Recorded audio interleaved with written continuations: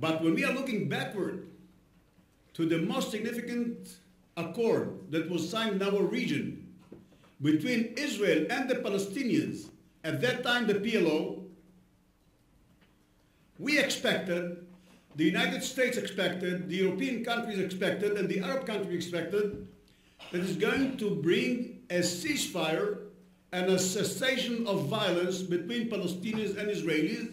And if someone wants to behave different, he's going to be the target to be killed, arrested, or put in jail and brought to justice by the Palestinian Authority. But 23 years after, we must confess, Oslo Accord failed. We don't have any other agreement. But Oslo Accord failed to supply those advantages. We are today threatened, Israel. We are threatened by Palestinian terrorists more than you were prior to September 1993. Because we thought that we are going to sign an agreement with one Palestinian Authority in Gaza Strip and the West Bank that has one law and one gun for internal security. Today, 23 years after, or practically it's 10 years ago, when we have two Palestinian entities, one under Mahmoud Abbas in Ramallah, and another entity under Hamas in Gaza Strip, since June '07.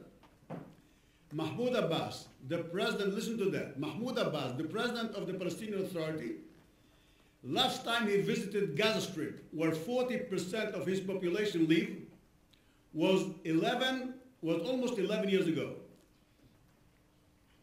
Can you imagine in your country a prime minister, a minister, a president who is in power for 10 years without visiting his country? So it means that before we are trying to confront terrorists, we have to decide what is a terrorist? Who is a terrorist? Is the definition that we are defining a terrorist, and I'm sure that here Boaz Galor and his team and you all will define the same way that I define a terrorist.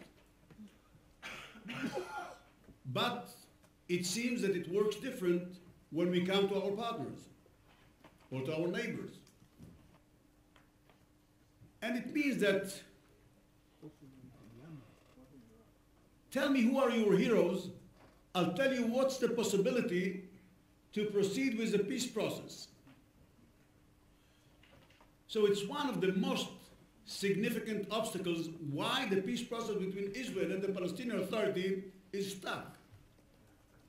Because if their heroes are our terrorists, there's no way to go forward. If Mahmoud Abbas, as the president of the Palestinian Authority, by law, they are paying salaries to terrorists who are in Israeli jail, paying salaries to terrorist families that the terrorists got killed during their suicide bombing. He bombed himself, detonated the bomb in the Park Hotel in Netanya at the Passover 2002, and now he gets his family gets money because he killed people, 30 people, 150 injured people. He stabbed with a knife. Someone recently, the soldier killed him, and he's a hero. He's not a terrorist. So the definition, in my eyes, if you send someone to hijack a plane, a passenger aircraft, with people on it, you are a terrorist. If you send someone to explode himself with a bomb inside a bus with passengers, you are a terrorist. And if you pay money to terrorists who are in jail because they were sentenced after being detained and by judge in a democratic country, were sentenced to jail for several years or life imprisonment, they cannot be heroes.